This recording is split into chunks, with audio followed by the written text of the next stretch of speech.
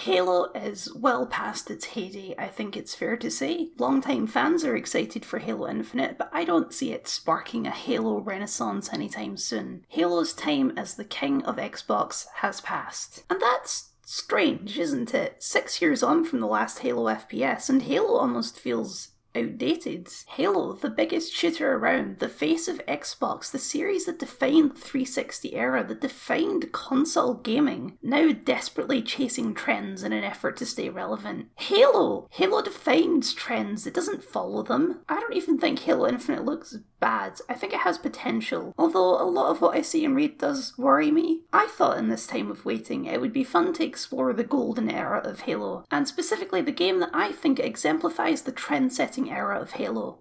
ODST. ODST is the bravest game in the Halo franchise. It takes all of the established rhythms, all of the established features, all of the established aesthetics of Halo, and throws them in the bin. Halo is known for wide open combat arenas, lush green environments, super soldier gameplay, and grandiose storytelling. The fate of the galaxy is at stake, and Master Chief is the only man who can stop it. ODST is a deviation from all of that. It tells a highly focused story about a single squad in a single environment. And you know what? They fucking nailed it. Let's summarise ODST for those of you not in the know. ODST, despite being called Halo 3 ODST, actually takes place during the events of Halo 2. At the start of that game, the alien alliance known as the Covenant, a religious empire of sorts who's been at war with humanity for decades, has finally found Earth with a small scouting fleet, and they've landed and occupied the city of New Mombasa for unknown reasons. Halo 2 spends the first couple of missions in Old Mombasa, fighting through the war-torn streets until the plot takes Master Chief and his cohorts elsewhere to fight bigger battles. ODST starts right from that point. ODSTs, or Orbital Dropshot Troopers, are a kind of elite special ops in the Halo universe. Basically, they've got special training and they're sent into combat from orbit in these special pods for getting them immediately into the thick of the action. But that's completely distinct from the franchise's primary protagonist, the Master Chief, who's a genetically engineered super soldier in a suit of power armor that costs more than a battle cruiser. The ODSTs are very, very human in comparison to Master Chief, and that is something the game highlights immediately, especially since, for some goddamn reason, this game is a secret reunion of beloved sci-fi western Firefly with 3 of the main cast as part of the squad, and their banter is so natural. Our squad consists of the leader, Edward Buck, played by the glorious Nathan Fillion, basically just playing Mal Reynolds, so you know, he's great. You know the music, time to dance. The Lancer, Kojo Romeo Agu, the smack-talking sniper voiced by the omnipresent Nolan North. Are we gonna get into the weird grey area that is a white dude putting on a black guy voice? Nope, not today. Do you ever get tired of bitching, Romeo? You ever get tired of busting my balls? The big guy, Taylor Dutch Miles, played by Alec Baldwin, also basically reprising his role from Firefly, albeit a bit less grizzled and a bit smarter than Jane ever was. Your vote just got overruled. The smart guy, Mickey Crespo, played by Alan Tudyk, again reprising his role from Firefly almost exactly, but you know, it's Alan Tudyk, so you gotta love him. Flight controls read green across the board. Well, it's purple, but she's good to go, I think. The Heart, the rookie, you. Halo's first silent protagonist and the only silent protagonist that I actually like, but we'll get into that later. What was your name again? And finally there's Veronica Dare, an Oni agent, Office of Naval Intelligence, basically the CIA but of space, suddenly taking charge of the squad for an unknown purpose. She has a prior relationship with Buck, but the rest of the squad is highly suspicious of her. I'll pass on that dance. But you can't show me where to sit. Their mission is deceptively simple. Board the Covenant supercarrier hovering over the city and assassinate the Prophet of Regret, one of the 3 leaders of the Covenant who's leading the attack on Earth. Plans change. During the drop, Dare changes the course of your squad, way off course of the target, but she has a mission of her own. However, just at that moment, the cruiser makes a jump to slip space, sending out an EMP blast that scatters the squad across the city, and for you, knocks you unconscious for the whole day. The rookie wakes up alone in the rainy night city with one goal: find out what happened to his squad. The rest of the game plays out with Rookie exploring the war-torn streets, hunting for clues as to what happened to the squad. As he finds these clues, we switch perspective to one of the squad members and play through the events of the day from their perspective. It's a really interesting framing device, and I've never seen another shooter attempt something quite like it. The story is Rookie's, you're tied to his perspective, but with these missions you uncover parts of the mystery at the same time he does. And there is a genuinely interesting mystery to uncover, another rarity for an FPS, and not something Halo has ever attempted before. But we'll get back to that later. Let's talk about no doubt this game's strongest attribute, atmosphere.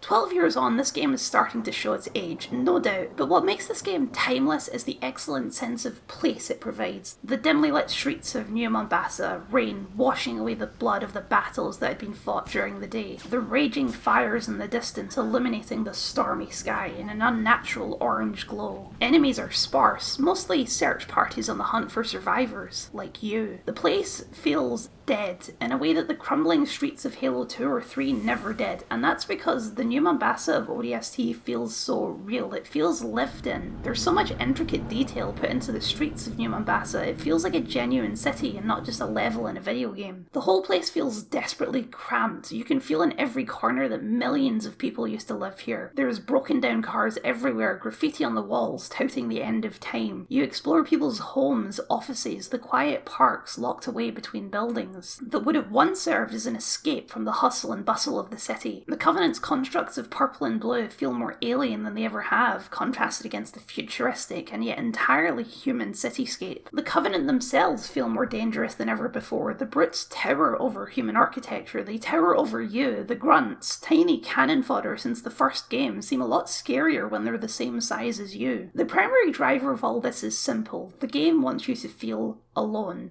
in a very genuine, darkly beautiful way. All of the Halo games are beautiful, but ODST is beautiful in a very different way. It's not pretty visuals of completely alien terrains. It's the melancholy emptiness of the mundane and familiar. A space-age police car is still just a police car. Someone, some random average person, worked these streets, and now they're nowhere to be seen. The streets of New Mombasa are soul-crushingly human, in a way Halo has never been before. Halo is ultimately a very silly sci-fi setting with a whole lot of weird sci-fi nonsense, but ODST makes it feel so much more real. Yes, this is a crazy universe with ancient aliens and super soldiers and big rings that can destroy all life in the universe, and a crazy alien cult that wants to do that because they're crazy, but it's got real people in it too. Real people who get held up in traffic on their way to work, real people who take romantic strolls around these hidden nooks of nature, real people who pile their rubbish up in the alley behind the office, real people who are already gone by the time you arrive, but that you can feel the ghosts of everywhere you look. This is all perfectly enhanced by the game's score. It's a completely different sound from every other game in the series, with a soft jazzy rhythm that plays as you explore the city. It's the perfect vibe. It evokes the feeling of a jazz bar at closing time. You were waiting for a girl there, but she never came, probably held up at work or something. You should have left hours ago, but the rain is pouring outside and the beer's on tap. The performer did his set for the day, and now he's just kind of freestyling it in the corner as the last customers trickle out for the night. It's the kind of vibe that should be completely out of place in a big action FPS game, but it works flawlessly. It perfectly enhances the game's world and overarching feeling of loneliness and melancholy. I think this is why I'm okay with the silent protagonist in this game. In almost every game with a silent protagonist, the fact that the main character never speaks is never addressed and is usually really jarring. People talk at you, they don't talk to you. And your player character, even if they're named, never feels like an actual character. They're just an avatar that you're controlling to see the story. Stories with a silent protagonist tend to be about larger, more grandiose topics, focusing less on the individual and more on the bigger picture storytelling. I think most of these stories would still benefit from a talking protagonist, but that's by the by. ODST is not a grandiose story. In many ways, it's the sort of story that shouldn't have a silent protagonist, and yet the silent protagonist works perfectly, because the choice to keep the rookie silent feels like a genuine creative decision, and not a cop-out to writing a main character like it does in a lot of silent protagonist games. For starters, when you jump into the other squad mates' shoes, they talk constantly, way more than any other Halo game previously. Even Master Chief and the Arbiter only talk during cutscenes. But the key there is that the squad mates have someone to talk to, be it the local military resistance or each other. Rookie has no one to talk to, and so there is no reason for him to talk. Having the Rookie monologue would ruin the lonely atmosphere of the game world. He's alone with just his thoughts, as are you. The fact that he doesn't doesn't talk even when people are around feels like a choice built on the fact that after hours of silence it would be really strange to hear him speak. But the writers haven't treated him like a player insert avatar. He may be a silent, faceless suit of armor, but you feel like there's a character in there somewhere. Someone who's inquisitive, someone who's brave, someone who likes naps. Very relatable. He's a silent protagonist, not a characterless one. I think the fact he doesn't speak works on a symbolic level too. The rookie isn't Master Chief, he isn't a big hero, he isn't trying to be one. His only goal is to find his squad. He doesn't need a voice because he could be anyone. He isn't individually important in the grand scheme of things. Again, there's our theme of loneliness. The rookie isn't completely alone in the night though. It seems as though one of the ghosts is helping him along. In a final touch of atmospheric brilliance, the city itself isn't quite dead after all. In fact,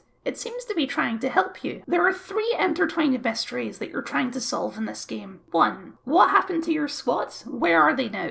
2. What was Dare's actual mission? Why did she divert course from the cruiser? 3.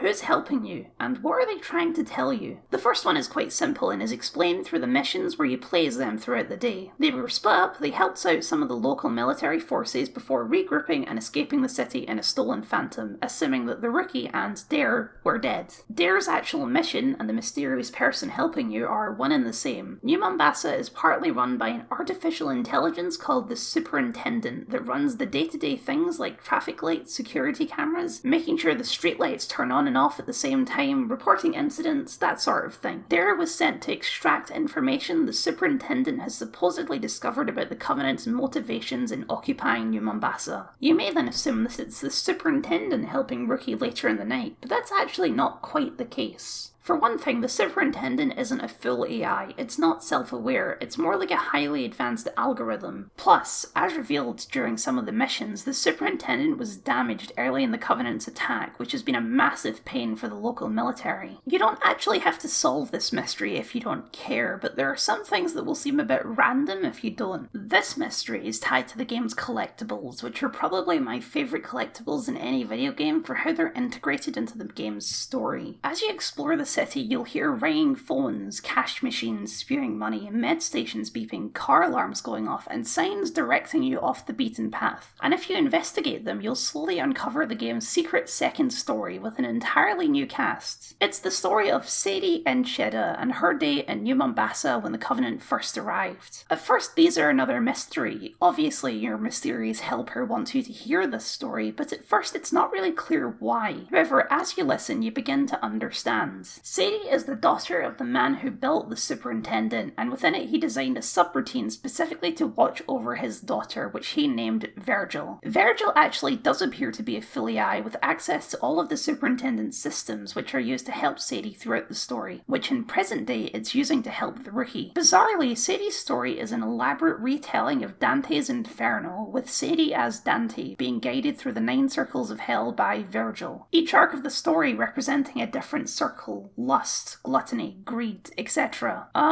Actually the same can be said of the base game too, with Rookie being guided through hell by Virgil. Again, I'm not literate enough to tell you what this means allegorically, I'm just literate enough to notice it. Anyway, regardless of allegory, Sadie's story is really great. Totally different from any kind of story that Halo had told before. A story of complete powerlessness, following a regular person as they attempt to escape a city under siege. And since it's another story taking place during the same day, there's some loose ties to the main story, like how it's revealed that the idiot who woke up the Hive during the mission in the Oni base was actually the villain of Sadie's story, the corrupt police Commissioner Kinsler. References to Sadie's story can be found all around the city. You can find the set pieces referred to in it just the same as you can find the same battlegrounds your squad mates were in. It's just really cool. It's what makes this game stand out even among similar story-heavy FPS games. Everything feels so interconnected, like a tangled web you can map out if you're looking hard enough, just like the city itself. Another part of the story is that when Virgil and the Superintendent were damaged in the attack, a group of Covenant aliens seemingly tried to repair it. These new aliens are called engineers, or Huragok. The engineers are basically living computers, and unlike the other Covenant species, they're non-hostile towards the player. They're support. They provide shields for the Covenant. It's explained that they're basically a slave race of the Covenant, exploited for their intelligence by having explosives strapped around them. Apparently they were originally planned to be in Halo 1, which is crazy, but they were cut because they couldn't get them to work properly. Their design is great, more alien than any of the humanoid Covenant, more like an animal than a person, but weirdly cute almost when you see them up close. During the attack, 7 engineers defected from the Covenant and tried to fix the Superintendent, knowing that it held information that could help defeat the Covenant. They were discovered, and so 6 of them sacrificed themselves, removing the explosives from one so that it could hide while the rest died. During the repair process, this final engineer accidentally merged with the AI Virgil and began helping Sadie in the way that Virgil had been, and helping you. You don't need to know all of this for the game's story, but it adds so much if you take the time to investigate, especially since, if you do, and a little touch that I love, some scenes change if you know more information. When you've solved the mystery of your squad, you hear Dare over the radio, not dead after all, asking anybody alive to descend below ground and help her on her mission. Along the way, you meet a random police officer. It's the first NPC you meet during your time as rookies, so it's natural you'll feel quite attached. If you haven't heard Sadie's story, then meeting this random guy down here is super strange and seemingly pointless, as eventually he's taken away by the drones as you descend further down. But if you've heard the tale, he lives, eventually making it to Sub-Level 9, the site where the police commissioner murdered Sadie's dad. Coincidentally, it's all frozen, you know, like how the 9th Circle of Hell is a big frozen lake, which also happens to be the place where traitors are punished. Hint, hint. A friendly policeman was sent down here to confirm Sadie's father's death, and also to kill the engineer. After explaining this to you, he attacks you, making him one of the only hostile humans in the franchise. It's a great little reward for following Sadie's story, a direct tie-in to the rookie's own journey, especially since the computer keeps trying to warn you that this guy is no good. What's wrong with you, Virgil? You're trying to get me killed? Warning, hitchhikers may be escaped convicts. And you even meet him arguing with the computer who's locked him out of going forward until you arrive. The scene of finally meeting Virgil in person changes too. Instead of the skeptical and confused Rookie whistles to Virgil and greets him like a friend. After all, he knows what you now know, that Virgil was helping him this whole time. The last mission takes place in the early hours of a new day. It's quiet at first, but as the mission goes on, the action intensifies. The full force of the Covenant is arriving, and it's time to get out with your new friend. After a long vehicle and then holdout section, the most intense action of the game, you escape the city on the stolen Phantom as the city burns underneath. A hell of a night indeed. What can I say? It was a hell of a night.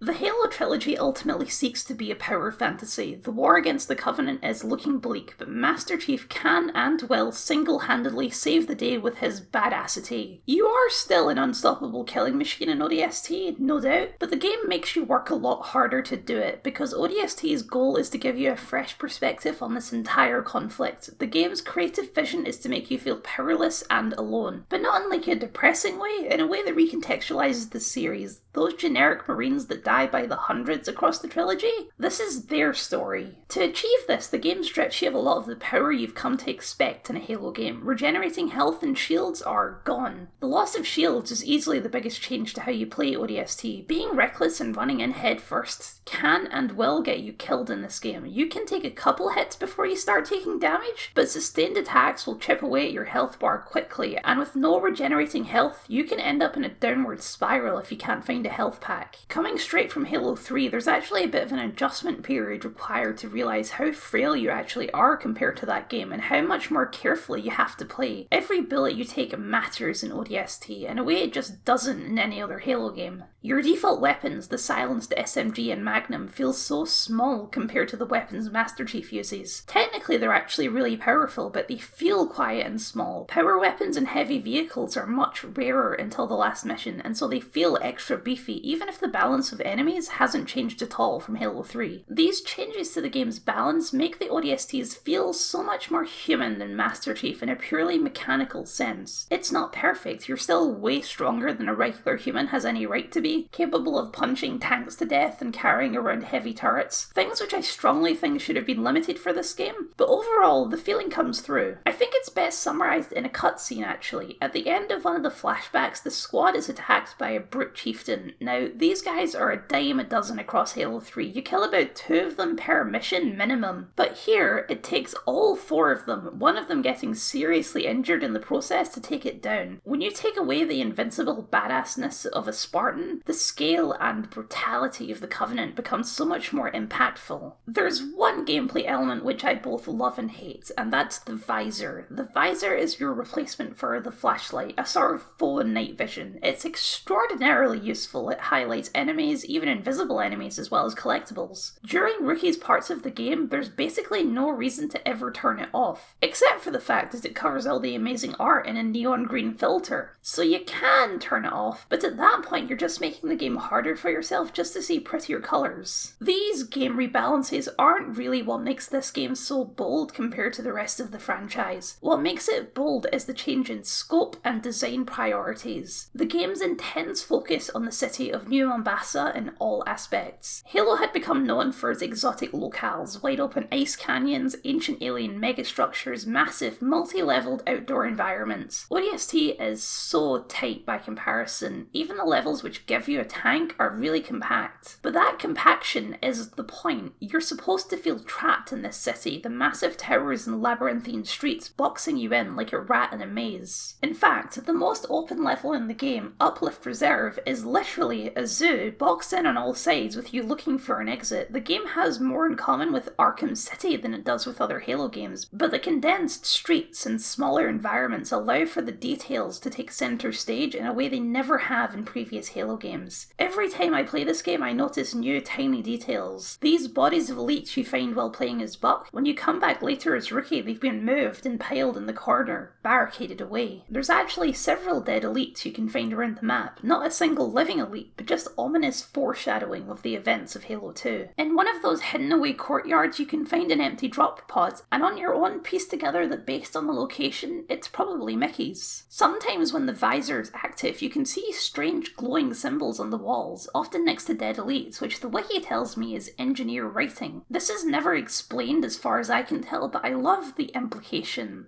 that it was the engineers who piled up those bodies, leaving notes of mourning that only they can see. Due to the events of Sadie's story, Virgil doesn't trust cops. What a lad. Shown when he's blocking the traitor cop in the tunnels towards the end of the game, but also during the Oni base mission when he won't allow the police officer to activate the detonator. Come on, Super, unlock the keypad! Keep it clean. Respect public property. The legacy of ODST is an interesting one. It's certainly remembered fondly, especially the soundtrack, but Halo's never really tried anything like it since. The characters have gone on, Buck appears again in Halo 5, now as Spartan, and the rest of the squad is dealt with in a book where they kill off my precious boy! In a book! How dare! In the arms of the angel. Reach definitely tries to recapture the squad vibe, but it's debatable if it succeeds or not, and as far as they've talked about it, Halo Infinite seems to be some sort of open world game, but the vibe, the idea of that compact cityscape, Halo's never tried it again, and maybe that's for the best. I don't know that they could recapture the magic that makes this game what it is. There's a push nowadays for game sequels to get bigger and grander. Sequels like ODST have a bad, and I think undeserved, reputation as cheap and lazy. ODST uses the same engine as Halo 3 and the same assets for all the weapons, enemies, allies and vehicles. Modern standards calls that cheating, but I find that in most cases, with the pressure to reinvent the wheel gone, these spin-off projects can be the most creatively interesting. Halo 4 can never be about a random squad of unenhanced soldiers. It couldn't be dark and sad and small scale. It had to be big and galaxy scaled. It had to have massive outdoor environments, and it had to have Master Chief. But stripped of all that pressure, ODST can be completely its own thing, and I love it for that. I have a question for you. Will we see a Guardian? They'll be referenced. You don't think we'll even see one? Because I don't think we will. I don't think we. I'll take that money that we won't see one. I don't think we'll see one either. but I think they will be referenced, and that's what I mean when I say that we're getting a sequel. We're getting Halo 7 right now, and this game's going to start